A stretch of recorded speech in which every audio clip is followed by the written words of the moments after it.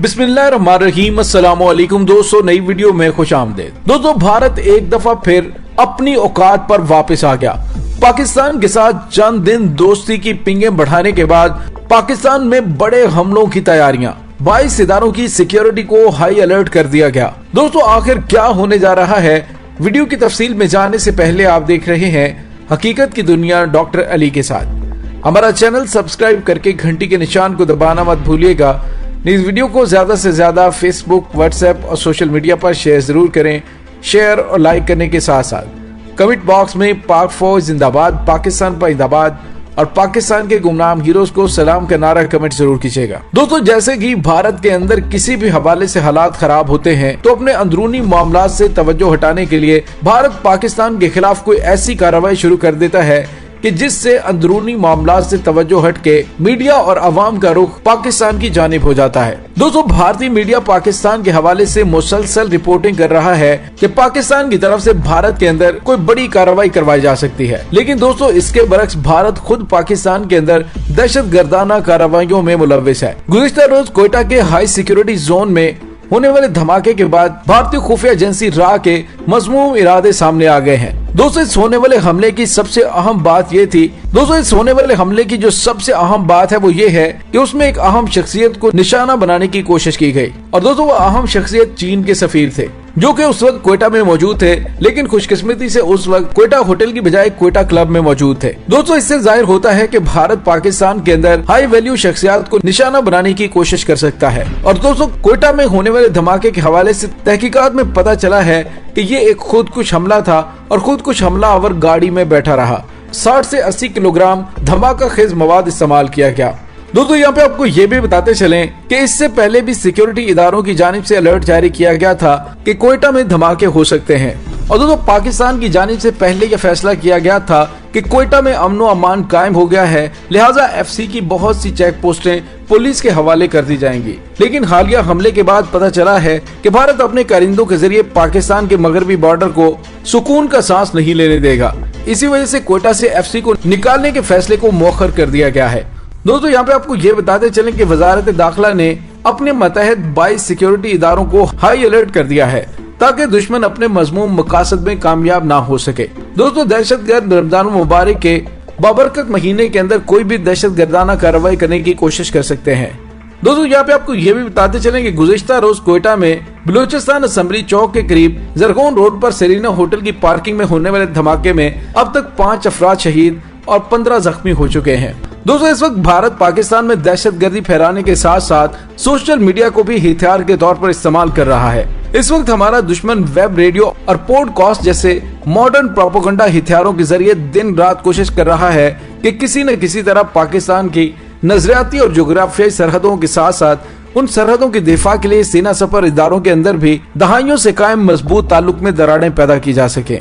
दोस्तों, इस वक्त सूरत हाल ये है कि दुश्मन ने कुछ अरसे से पाकिस्तान के सबसे बड़े सूबे बलूचिस्तान को अपने निशाने पर लिया हुआ है, जिसका आगाज गवादर पोर्ट की तामीर और उसके बाद पाकिस्तान की मईशत को मुस्तकिल बुनियादों पर सहारा देने वाले सी पैक के 70 अरब डॉलर से जायद मालियत के अजीम शान मंसूबे के लिए अवामी जमहूरिया चीन को दी जाने वाली हर किस्म की सहूलतों और मराद की फराहमी से हुआ। और ये मंसूबा न सिर्फ भारत बल्कि अमरीका समेत यूरोपीय यूनियन के कुछ ममालिक को भी परेशान किए हुए है।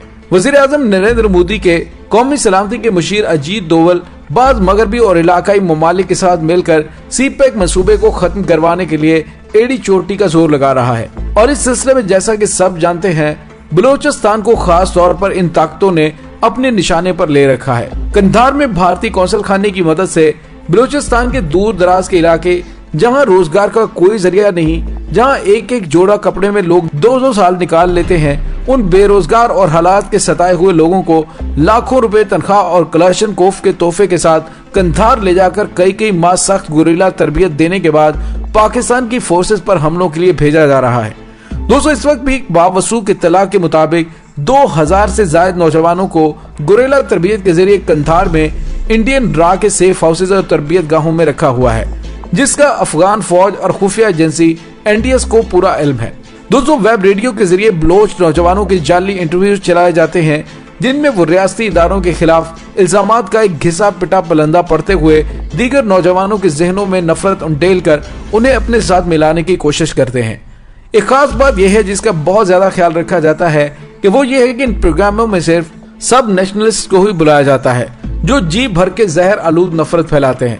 दोस्तों, अगर आप सोशल मीडिया इस्तेमाल करते हैं तो आपने अपने दोस्तों और जानने वालों के अलावा कुछ मशहूर शख्सियात को भी अपनी फ्रेंड लिस्ट में शामिल कर रखा होगा। इसी तरह मुख्तलिफ फेसबुक, व्हाट्सएप और सोशल मीडिया ग्रुप्स में ऐसे अफराद भी शामिल होंगे जिनके बारे में आप ज्यादा नहीं जानते, मगर उनकी ऐसी पोस्टें नजर आती हैं जिन्हें देखने और पढ़ने के बाद हम सोचने लगते हैं कि क्या ये शख्स वाकई पाकिस्तानी है। उसकी तवातर से की जाने वाली पोस्टों में रियासत और मुल्क के खिलाफ नित नए इल्जामात और नफरत भरे मवाद के अलावा और कुछ नहीं होता। तो अगर उनके इल्जामात का हकायक की रोशनी में जायजा लें तो चंद घिसे पिटे इल्जामात और बेसरोपा बातों के अलावा उनके पल्ले और कुछ भी बरामद नहीं होता। दोस्तों, उनकी हर बात एक ही तरह के इल्जामात से शुरू होकर उन पर ही खत्म होती है। ये अफराद राह के बाकायदा तरबियत याफ्ता होते हैं। अलबत्ता ये जरूरी नहीं कि उनकी तरबियत के लिए राह उन्हें भारत लेकर जाए, बल्कि उन्हें अक्सर दुबई, सिंगापुर या दूसरे ममालिक में ब्रेन वॉशिंग और प्रोपेगेंडे के नित नए अल्फाज और हथियारों से लैस किया जाता है। दोस्तों, इस मुल्क की सालमियत और मुफादात पर किए जाने वाले चंद हमलों का अगर सरसरी तौर पर जायजा लिया जाए तो ये समझने में कोई दिक्कत नहीं होगी कि उनके मकासद क्या हैं। दोस्तों, जब सिरिल अल्मीडा को खुसूसी जहाज पर मुल्तान बुलाकर इंटरव्यू दिया गया और ये कहा गया था कि मुंबई हमलों के लिए दहशतगर्द पाकिस्तान से भेजे गए, तो ये वो मौका था कि जब 2 दिन बाद कुलभूषण जाधव के दिफा करने के लिए भारतीय वकला ने आलमी अदालत में अपने दलाइल मुकम्मल करने थे। और फिर सब ने देखा कि भारतीय हुकूमत और वकला ने एक जानिब नवाज शरीफ के उस बयानिए को कुलभूषण जाधव के दिफा के लिए इस्तेमाल किया, तो साथ ही दुनिया भर के सरबराहान को उस इंटरव्यू की कापियां भी भेजी गईं और ये इंटरव्यू FATF के रिकॉर्ड का भी हिस्सा बनवाया गया। और दोस्तों, अब भारत ने अपने मुल्क के अंदर खराब होते हालात और खास तौर पर सितंबर तक अमेरिकी फौज के अफगानिस्तान से इनखला के बाद अपनी वहां से होती हुई छुट्टी के पेश नजर जल्द अज जल्द पाकिस्तान की मगरबी सरहद पर बदअमनी फैलाने की कोशिश कर सकता है। इसी वजह से पाकिस्तान के तमाम इदारों को हाई अलर्ट कर दिया गया है। दोस्तों, इस दुआ के साथ डॉक्टर अली को इजाजत दीजिए कि अल्लाह ताला मुल्क के खुदादाद पाकिस्तान को अपनी हिफाजत में रखे और दुश्मनों के शर से महफूज रखे और जालिम दुश्मनों के शर से महफूज रखे। आमीन सुम्मा आमीन। इंशाल्लाह बहुत जल्द मिलते हैं एक नई वीडियो में। तब तक के लिए अपना बहुत सारा ख्याल रखिएगा। पाक फौज जिंदाबाद, पाकिस्तान पाइंदाबाद, पाकिस्तान के गुमनाम हीरोज को सलाम। अल्लाह वारिस।